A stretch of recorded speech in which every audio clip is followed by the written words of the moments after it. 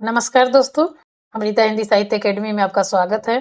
आज हम लोग लेकर के आए हैं बीपीएससी एईडीओ 2026 के लिए 50 महत्वपूर्ण हिंदी साहित्य और हिंदी व्याकरण से एमसीक्यू प्रश्न। ये सभी प्रश्न प्रीवियस ईयर पैटर्न पे आधारित है और आपके एग्जाम में सीधे आने की पूरी संभावना है। तो बिना देर किए आइए वीडियो को अंत तक जरूर देखिएगा। हम लोग शुरुआत करते हैं और वीडियो को अंत तक जरूर आप देखिएगा। फर्स्ट नंबर क्वेश्चन है, गोदान के लेखक कौन है? गोदान के लेखक इसमें ढूंढना है। फर्स्ट में है मुंशी प्रेमचंद्र, इसमें बी में है महादेवी वर्मा, सी में है जयशंकर प्रसाद और डी में है रामधारी सिंह दिनकर। तो गोदान के लेखक हैं, इसका सही आंसर है option number A, Munshi Premchandra. अब दूसरा नंबर क्वेश्चन है, कमायनी के रचयिता कौन है? कमायनी किसका लिखा हुआ है? ऑप्शन ए में है रामधारी सिंह दिनकर और बी में है जयशंकर प्रसाद, सी में है सूरदास और डी में है तुलसीदास। तो इसका सही आंसर है option number B, Jaishankar Prasad. Kamayani के रचयिता हैं जयशंकर प्रसाद। तीसरा में है, हिंदी दिवस कब मनाया जाता है? हिंदी दिवस मनाया जाता है, ए में है 14 सितंबर को, बी में है 15 अगस्त को, सी 26 जनवरी और डी है 2 अक्टूबर को। इसमें हिंदी दिवस मनाने वाला है 14 सितंबर, ऑप्शन नंबर ए आपका करेक्ट आंसर। आगे बढ़ते हैं, हिंदी की लिपि है कौन है? ए में है रोमन, बी में गुरुमुखी, सी में देवनागरी, डी में फारसी। तो हिंदी की लिपि है ऑप्शन नंबर सी, देवनागरी। आगे क्वेश्चन है, पहला हिंदी समाचार पत्र कौन सा है? ए में देखेंगे आज, बी में हिंदुस्तान, सी में उदंत मर्दंत और डी में जागरण। तो इसका सही आंसर है ऑप्शन नंबर सी, उदंत मर्दंत। आगे चलते हैं, रश्मि रथी के लेखक कौन है? ऑप्शन ए में है सुमित्रा नंदन पंत, बी में है जयशंकर प्रसाद, सी में है रामधारी सिंह दिनकर, डी में है निराला। इसका रश्मि रथी के रचयिता हैं, लेखक हैं रामधारी सिंह दिनकर। सी ऑप्शन आपका सही है। आगे है, ये सब साहित्य से क्वेश्चन है। भारतेंदु को कहा जाता है, भारतेंदु किसको कहा जाता है? भारतेंदु कहा जाता है किसको, या भारतेंदु को कहा जाता है? ए में है हिंदी गद्य का जनक, बी में है हिंदी नाटक का जनक, सी में है हिंदी कविता के जनक और डी में है हिंदी उपन्यास के जनक। किसको कहते हैं? इसका सही आंसर है ऑप्शन बी, हिंदी नाटक के जनक। आगे है, आंख का तारा का अर्थ है, आंख का तारा का अर्थ क्या है? ए में है शत्रु, बी में प्रिय और सी में है दुख और डी में है क्रोध। इसका सही आंसर है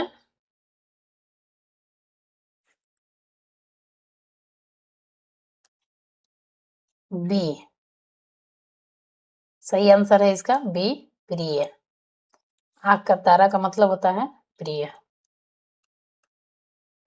आगे है, नाक काटना का अर्थ होता है, ए में है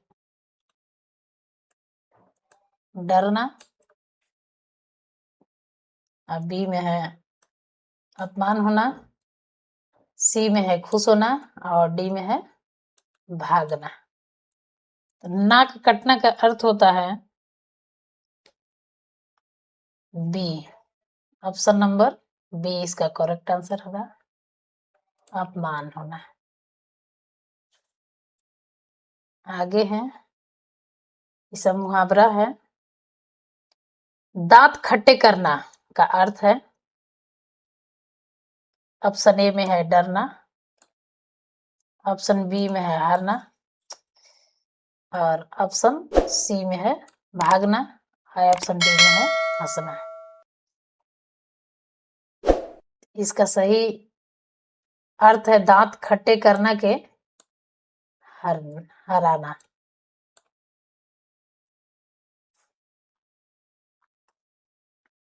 आगे है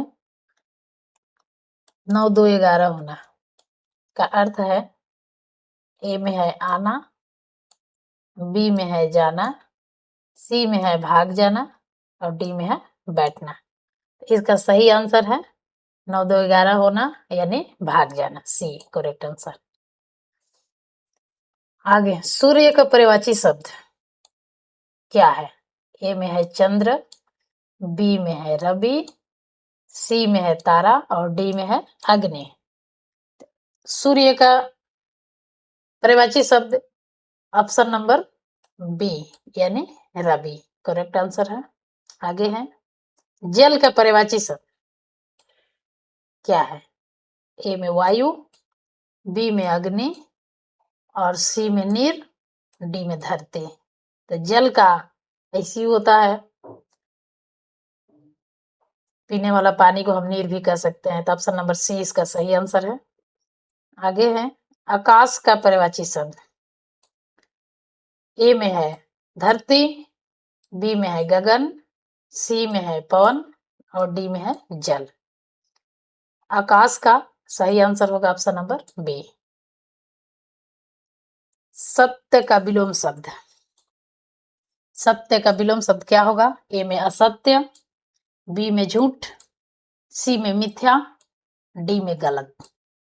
सत्य का सही ऑप्शन है ऑप्शन नंबर ए असत्य, विलोम शब्द है उल्टा। उच्च का विलोम शब्द क्या है? ए में छोटा, बी में नीचा, सी में बड़ा, और डी में लंबा। ए का विलोम शब्द ऑप्शन नंबर बी यानी नीचा होगा।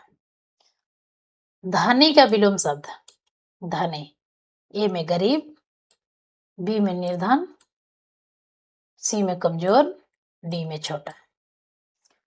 तो धनी, धनी का जो उल्टा होता है गरीब होता है, गरीब ए होगा ऑप्शन। अतिथि का अर्थ क्या होता है? अतिथि ए में है मेहमान, बी में मित्र, सी में है जो निश्चित तिथि पर ना आए, और डी में है शत्रु। इसका सही आंसर होगा स्थिति अतिथि का अर्थ होता है मेहमान, ऑप्शन नंबर ए सही है। गगन का विलोम शब्द, ए में है जल, बी में है वायु, सी में है धरती, और डी में है अग्नि। इसका गगन, गगन हम ऑप्शन इसमें विलोम दिया है तो उल्टा होगा धरती। गगन आसमान को कहते हैं और नीचे हो गया धरती, उसका उल्टा ऑप्शन नंबर सी सही है। करुणा किस प्रकार की संज्ञा है? ऑप्शन ए में है जातिवाचक, ऑप्शन बी में है व्यक्तिवाचक, और ऑप्शन सी में है भाववाचक, और ऑप्शन डी में है द्रव्यवाचक। इसका सही आंसर होगा भाववाचक। करुणा भाववाचक संज्ञा है। बालक का स्त्रीलिंग रूप क्या होगा? ऑप्शन ए में बाल, ऑप्शन बी में बालिका, ऑप्शन सी में बालकनी, और ऑप्शन सी में बालपन। तो इसका सही आंसर होगा बालक का स्त्रीलिंग रूप बालिका होगा, ऑप्शन नंबर बी सही है। विद्वान का बहुवचन रूप क्या होगा? विद्वानों, विद्वान, विद्वाने, विद्वाने। इसका सही आंसर होगा ऑप्शन नंबर बी, विद्वान। घर का भेदी लंका डा है। मुहावरा का अर्थ है, ऑप्शन ए में है दूसरों को नुकसान, ऑप्शन बी में है खुद का नुकसान, और ऑप्शन सी में है आप ही नुकसान, ऑप्शन डी में है शत्रु का नुकसान। तो इसका सही आंसर होगा ऑप्शन नंबर सी, अपना ही नुकसान। हाथ मलना का अर्थ हैगा, ऑप्शन ए में है खुश होना, ऑप्शन बी में है पछताना, ऑप्शन सी में है लड़ना, और ऑप्शन डी में है भागना। इसका सही आंसर होगा हाथ मलना का सही आंसर है पछताना, ऑप्शन नंबर बी। आगे है खून पसीना एक करना। ऑप्शन ए में है आराम करना, ऑप्शन बी में है मेहनत करना, ऑप्शन सी में है भागना, और ऑप्शन डी में है सोना। इसका सही आंसर है ऑप्शन नंबर बी, मेहनत करना। अब कुछ हिंदी व्याकरण से हम लोग प्रश्न लेंगे, संधि, समास, उपसर्ग और प्रत्यय, इस सब से। ये सभी उस भाषा के अंतर्गत ही आता है और ये सब से क्वेश्चन अधिक ही पूछा जाता है उसमें। तो सत प्लस जन का संधि रूप क्या होगा? ऑप्शन ए में है सतजन, ऑप्शन बी में है सज्जन, और ऑप्शन सी में है सतजन, ऑप्शन डी में है सज्जन। इसका सही आंसर होगा ऑप्शन नंबर बी, सज्जन। आगे देव प्लस आलय का संधि पद क्या होगा? देव प्लस आलय, ऑप्शन ए में है देवालय, ऑप्शन बी में है देव आलय, ऑप्शन सी में है देवालय, और ऑप्शन डी में है देवालय। इसका सही आंसर है देवालय, ए, ऑप्शन ए। आगे है लोक प्लस उपकार का संधि रूप। लोक प्लस उपकार का संधि रूप क्या है? तो देखेंगे, ऑप्शन ए में है लोकोपकार, ऑप्शन बी में है लोकोपकार, लोकोपकार, ऑप्शन सी में है लोकापकार, और ऑप्शन डी में है लोक उपकार। इसका सही आंसर होगा ऑप्शन नंबर बी, लोकोपकार। आगे है राजपुत्र में कौन सा समास है?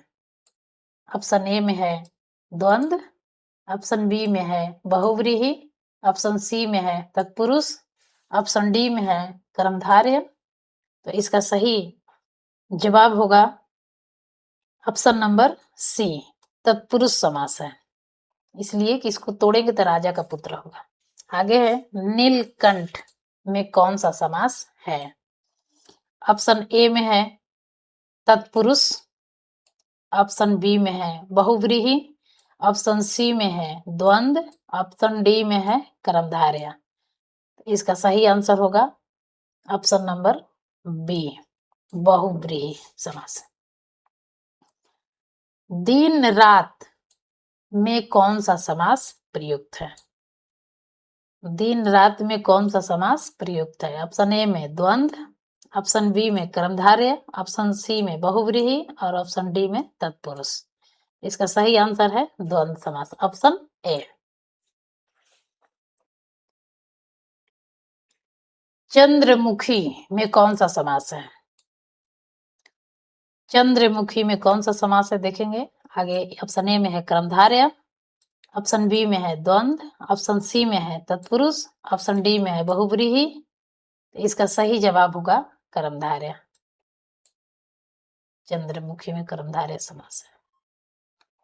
आगे है अनुचित में कौन सा उपसर्ग है? उपसर्ग पूछा है तो उपसर्ग सबको मालूम है, आगे लगता है। तो ऑप्शन ए में है आनु, ऑप्शन बी में है उचित, ऑप्शन सी में है चित और ऑप्शन डी में है अनु। इसका सही जवाब होगा ऑप्शन नंबर ए अनु।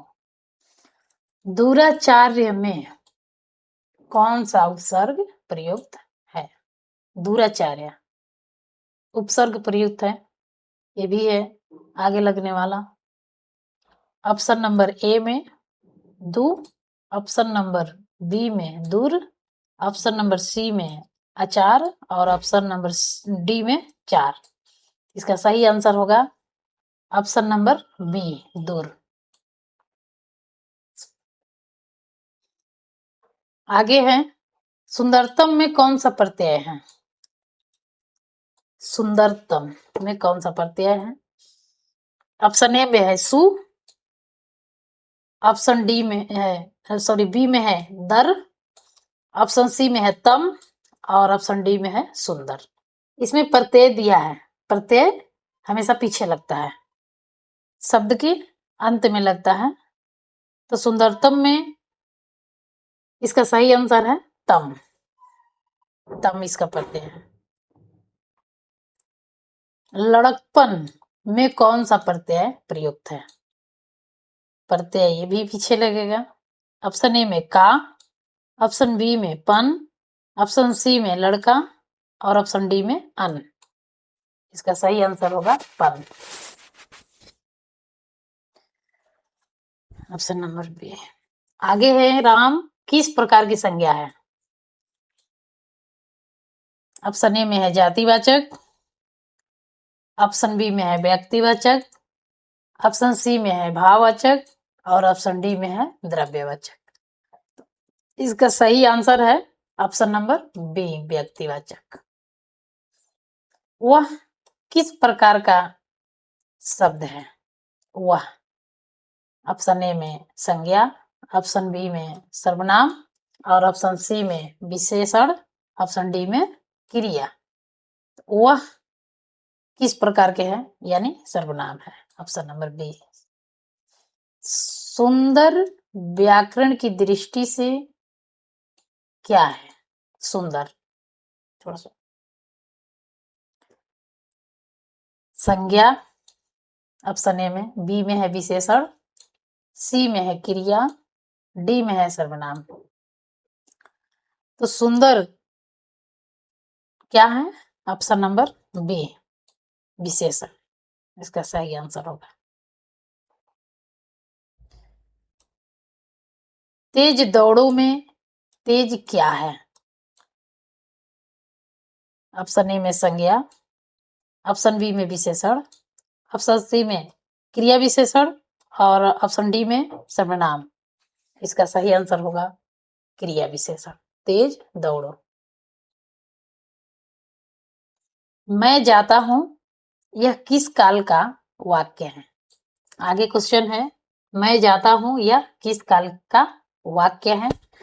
यानी ऑप्शन ए में है भूतकाल के, ऑप्शन बी में है वर्तमान काल, ऑप्शन सी में है भविष्यत काल के और ऑप्शन डी में है पूर्व भूतकाल। इसका सही आंसर होगा ऑप्शन नंबर बी वर्तमान काल। आगे है मैं गया यह वाक्य किस काल में है? ऑप्शन ए में है वर्तमान, ऑप्शन बी में है भविष्य, ऑप्शन सी में है भूतकाल, ऑप्शन डी में है पूर्ण। इसका सही आंसर होगा ऑप्शन सी भूतकाल। मैं जाऊंगा वाक्य का काल बताइए किस काल का है? ऑप्शन ए में है भूतकाल, ऑप्शन बी में है वर्तमान काल और ऑप्शन सी में है भविष्यत काल, ऑप्शन डी में है पूर्ण। इसका सही जवाब होगा ऑप्शन नंबर सी भविष्यत काल। आगे है राम ने खाना खाया यहाँ कौन सा कारक है। राम ने खाना खाया, ध्यान देने योग्य बात है। ऑप्शन ए में है कर्म कारक, ऑप्शन बी में है कर्ता कारक, ऑप्शन सी में है करण कारक और ऑप्शन डी में है संबंध। इसका सही जवाब होगा ऑप्शन नंबर बी, इसमें है कर्ता कारक। आगे है मुझे पानी दो, यहाँ कौन सा कारक है? ऑप्शन ए में है कर्ता, ऑप्शन बी में है कर्म, ऑप्शन सी में है करण और ऑप्शन डी में है संबंध। मुझे पानी दो, इसका सही जवाब है ऑप्शन नंबर बी, कर्म कारक। राम से काम हुआ, राम से काम हुआ, यहाँ कौन सा कारक है? ऑप्शन ए में है कर्ता, ऑप्शन बी में है कर्म, ऑप्शन सी में है करण और ऑप्शन डी में है संबंध। इसका सही जवाब है ऑप्शन नंबर सी, करण। आगे है फल खाया गया, वाक्य का वाच्य क्या है? इसमें वाच्य पूछा है। ऑप्शन ए में है कर्तृवाच्य, ऑप्शन बी में है कर्मवाच्य, ऑप्शन सी में है भाववाच्य और ऑप्शन डी में है कोई नहीं। फल खाया गया, इसका सही आंसर होगा ऑप्शन नंबर बी, कर्मवाच्य। राम ने फल खाया, वाक्य का वाच्य है, कौन सा है? ऑप्शन ए में है कर्तृवाच्य, ऑप्शन बी में है कर्मवाच्य, ऑप्शन सी में है भाववाच्य और ऑप्शन डी में कोई नहीं। राम ने फल खाया, इसका सही जवाब है ऑप्शन नंबर ए, कर्तृवाच्य।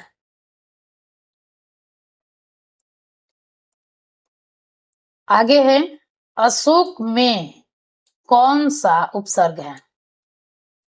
अशोक में कौन सा उपसर्ग है? उपसर्ग जो आगे लगेगा। ऑप्शन ए में अ, ऑप्शन बी में शोक, ऑप्शन सी में अस और ऑप्शन डी में उक। इसका सही जवाब होगा ऑप्शन नंबर ए, आ। करुणा शब्द संज्ञा का कौन सा भेद है? करुणा शब्द संज्ञा का कौन सा भेद है? ऑप्शन ए में है व्यक्तिवाचक, ऑप्शन बी में है जातिवाचक, ऑप्शन सी में है भाववाचक और ऑप्शन डी में है द्रव्यवाचक। इसका सही जवाब होगा भाववाचक, ऑप्शन नंबर सी। उम्मीद है कि आपने सभी प्रश्न हल किए होंगे। कमेंट बॉक्स में बताइएगा कि आप कितना सही प्रश्न हल किए, आपका स्कोर कितना गया। 40 प्लस है तो आप सही ट्रैक पर हैं और इसमें क्वालिफाई करने की पूरा उम्मीद है।